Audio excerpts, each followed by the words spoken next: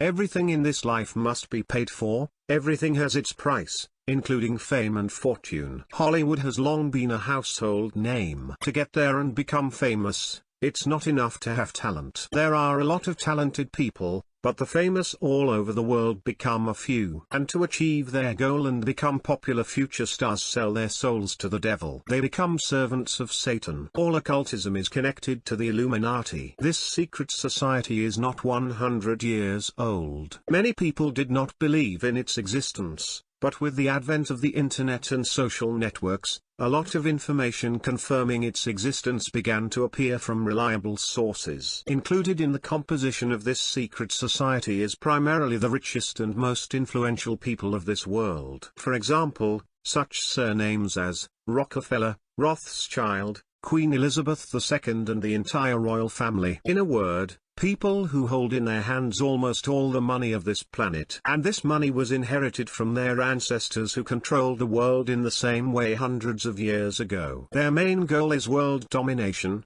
total control over people's minds, financial and scientific resources. And if you think about it, they have already gone very far in their endeavor. All presidents who have held office in the USA are members of this society. It is proven and nobody hides it. Silicon Valley, the place where the smartest people on the planet congregate, is also in the US. All major stock exchanges are again in the USA. Hollywood was created to influence people's minds, through films, music, books. The influence we get from Hollywood products is the most massive, because everyone watches films and TV series.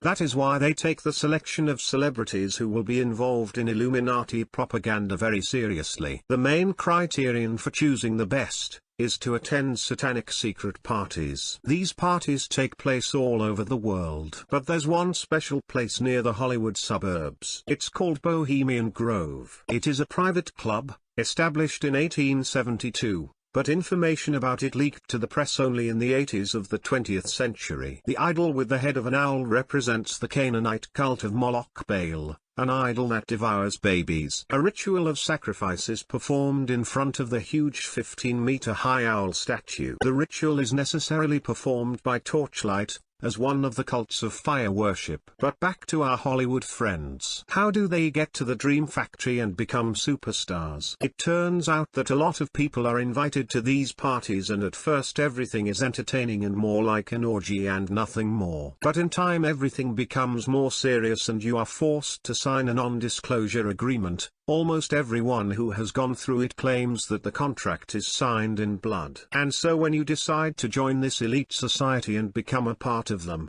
you are required to undergo an initiation rite. In this rite, the newcomer is beaten, forced to copulate with all the party members, and at the very end you must perform a sacrifice. There are a lot of interviews about it from former members of this society. In them they confess that they could not break themselves and do it. The famous actor and director Mel Gibson also speaks about it. His interview is also in the public domain. He frankly talks about what is really going on in Hollywood and how the world's stars get fame. There is a video interview with Angelina Jolie, in which she also claims that these parties exist and in them are really sacrificed.